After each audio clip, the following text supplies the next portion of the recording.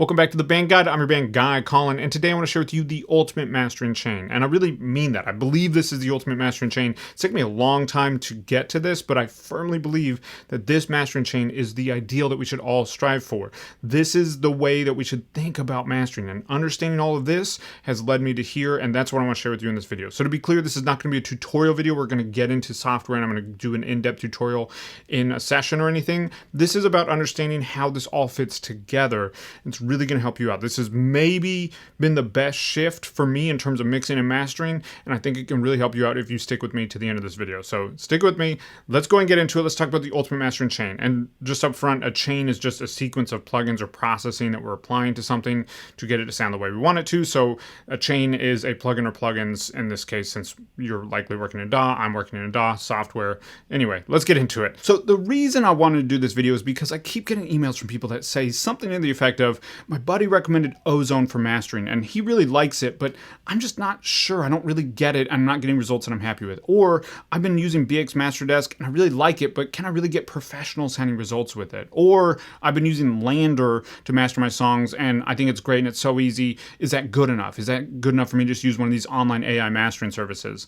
And those are all totally great questions, but they kind of miss the point because we're zooming in a little bit too close. We're looking a little bit too close and not really thinking about what our goals are broadly and at the specific stages of creating a song. So that's what I want to do in this video so that we can arrive at the ultimate mastering chain and can all be working towards this end goal that I really think will clarify all this for you and just make it a little less stressful and confusing. So let's talk really quickly broadly about what we're doing here, because all of this comes down to one end goal. And if we understand that end goal, then each stage gets a little bit clearer, right? So the end goal, we write a song and then we record it, mix it, and master it to share it with the world. And the end goal is to share a song idea with the world. We go through recording, mixing, and mastering just to be able to do that. This stuff does not matter at all. Recording, mixing, mastering, no one cares how you recorded it, what your setup looked like, what your, like you could record in a bedroom with a $20 microphone, and if they like what they hear at the end, they don't care about any of that, right?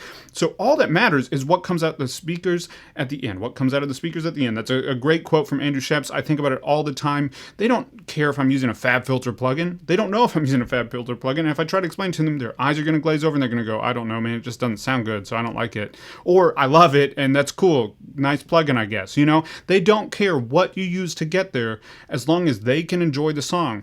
And you should feel that same way about your music too. It does not matter what you use if you enjoy the end result, right?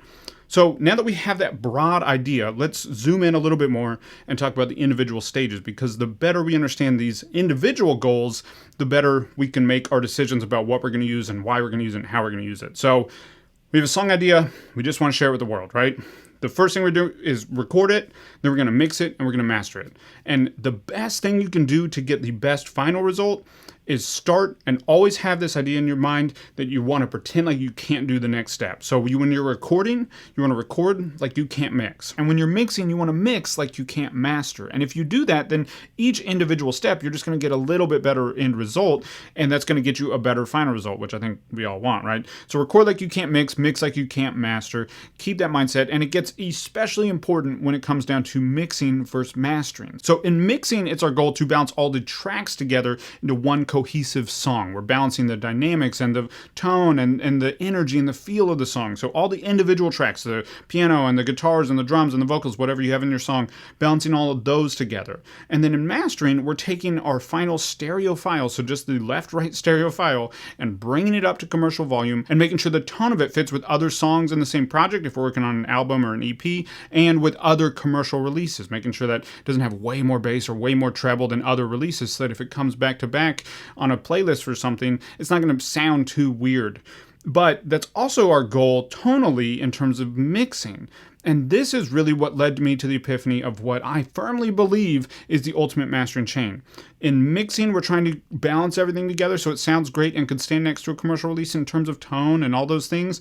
And in mastering, we're doing that as well. The only difference is that we're also now bringing it up to commercial volume. So the ultimate mastering chain, if we're mixing like we can't master, is We get the tone exactly right, and then all we're left to do is bring up the volume in our master. That's all we're left to do, just bring it up to commercial volume. And in a lot of cases, you can do that with one plugin, just a limiter plugin, and it kind of doesn't matter what limiter you use. Again, no one's going to know. No one knows if you use the GarageBand limiter or the $200 Fab Filter limiter. It doesn't really matter as long as you get an end result that you're happy with. And if you like and are happy with the end results you get with AI mastering by Lander or anything like that, then just use that, right? Those are all going to limit it as well. They're all applying a limiter.